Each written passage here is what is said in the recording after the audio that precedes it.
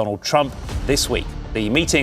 দুইটি শর্ত মেনে ইরানের সাথে বৈঠকে বসতে রাজি হয়েছে আমেরিকা, এমনটাই বলছে আন্তর্জাতিক গণমাধ্যমগুলো। কিন্তু ঠিক এই আলোচনার মাঝখানে হঠাৎ করেই উঠে এসেছে আরেকটি দেশের নাম, রাশিয়া।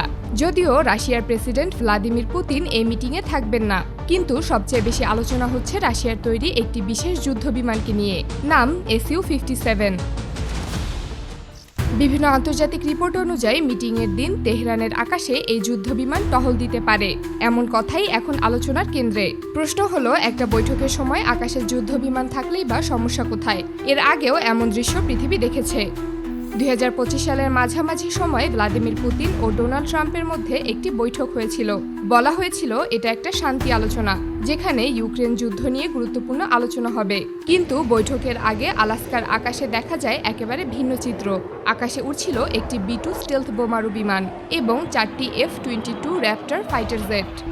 এই দৃশ্য দেখে অনেকেই অবাক হয়ে গিয়েছিল, কারণ সাধারণ শান্তি আলোচনা মিটিংয়ে সাধারণত এমন যুদ্ধবিমান দিনের পর দিন আকাশে চক্কর দেয় না।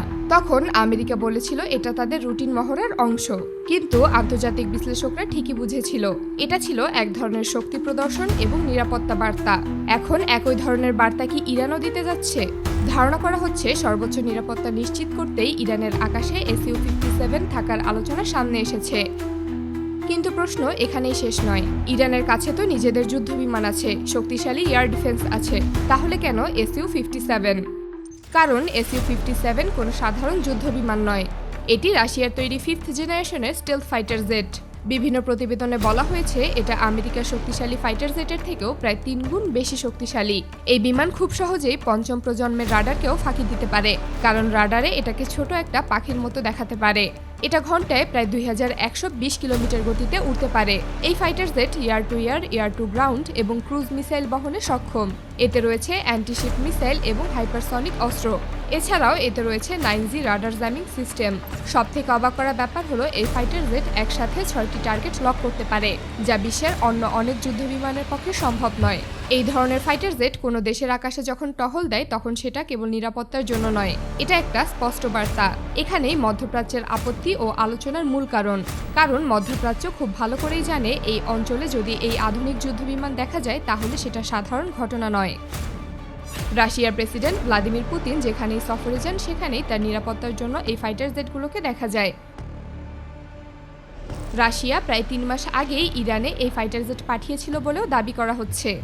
এদিকে ডোনাল্ড ট্রাম্প বরাবরই বড় নিরাপত্তা বহর নিয়ে চলাফেরা করেন, এটা আন্তর্জাতিকভাবে পরিচিত একটি বিষয়। নিরাপত্তা জোরদার করতে যুক্তরাষ্ট্র সাধারণত ডুমসডে প্লেন এবং সাথে যুদ্ধবিমানের বহর নিয়ে আকাশে থাকে। ফলে এবারও বৈঠক ঘিরে আকাশে যুক্তরাষ্ট্রের বিভিন্ন ধরনের নজরদারি বা সাপোর্ট এয়ারক্রাফট থাকার সম্ভাবনা নিয়ে আলোচনা হচ্ছে। শুধু তাই নয়, তেহরান শহরের আকাশে ইতিমধ্যেই ইরানের যুদ্ধবিমান বহর টহল দিতে দেখা গেছে। বিশেষ করে ইরানের বিখ্যাত F-14 টমক্যাট বিমানগুলো আবারও আলোচনায় এসেছে। এই যুদ্ধবিমান একসময় যুক্তরাষ্ট্রের কাছ থেকেই ইরান পেয়েছিল এবং এখনও ইরান এগুলো ব্যবহার করছে। একদিকে আমেরিকার সাথে আলোচনা, অন্যদিকে আকাশে ইরানের যুদ্ধবিমান এবং এর সাথে রাশিয়ার Su-57 এর সম্ভাব্য উপস্থিতি। এই 3টি জিনিস একসাথে মিললে এই বৈঠক কোনো সাধারণ বৈঠক নয়। এখন প্রশ্ন একটাই, এই বৈঠক কি সত্যি হবে? কেননা এর আগেও বহুবার শোনা গিয়েছে বৈঠক হবে, কিন্তু শেষ পর্যন্ত হয়নি।